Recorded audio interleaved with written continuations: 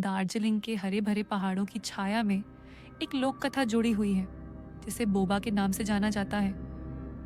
यह प्राचीन रहस्यमयी प्राणी लोगों के जीवन में बिन बुलाए मेहमान की तरह आता है और अपने अत्याचारों की वजह से भय का कारण बनता है। लोग कहते हैं कि रात के अंधेरे में बोबा घूमता है और उसकी छाया में चलने वाले किसी भी व्यक्ति पर उसका प्रकोप पड़ता है। कई ग्रामीणों ने बोबा की डरावनी आंखों को देखने का दावा किया है। वे कहते हैं कि उसकी आंखों में एक ऐसी आग है जो आत्मा को झकझोर देती है। गांव में एक समय था जब अजीब बीमारियों ने दस्तक दी।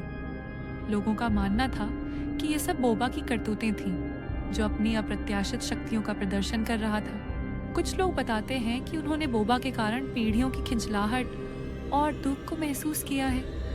ये अनुभव अंतरात्मा को झकझोर कर रख देते हैं। बोबा के कदमों की आवाज़ सुनकर ही लोग कमरे में छिप जाते हैं, भय के साए में। कभी कभी खतरे का सामना करना लोगों को अतीत से जोड़ देता है। कई सालों की चुप्पी के बाद एक रात अंधेरे में अचानक बड़े जोर से आवाज़ गूंजने लगी। ऐसा लगा कि जैसे बोबा ने अपनी अंतिम चेतावनी दे दी हो।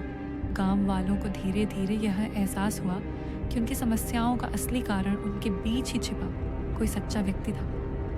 बोबा का रहस्य एक बार फिर अनसुलझा रह गया। रात का समय फिर से आ गया और लोगों ने देखा कि बोबा की परछाई धीरे धीरे अंधेरे में गायब हो गई। रहस्य ने फिर से उनके दिलों में जगह बना ली। बोबा के पीछे छुपा संदेश यह था कि हमें अपने भय और अंतरात्मा के सवालों का सामना करना चाहिए। इस कहानी ने बताया कि यथार्थता और मिथक के बीच का जाल अक्सर हमें अंधेरे में भटकाता है। बोबा की सीख सुझाती है कि खतरे हमेशा बाहर नजर नहीं आते, बल्कि कभी कभी वे भीतर भी छिपे होते हैं। गांव के लोग अब सावधान हो गए हैं।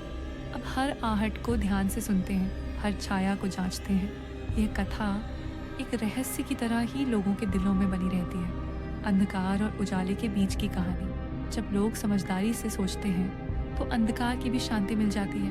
बोबा की कहानी अधूरी है, शायद फिर से कभी बताई जाएगी, लेकिन वह अब भी पहाड़ियों में गूंजती हवाओं में मौजूद है।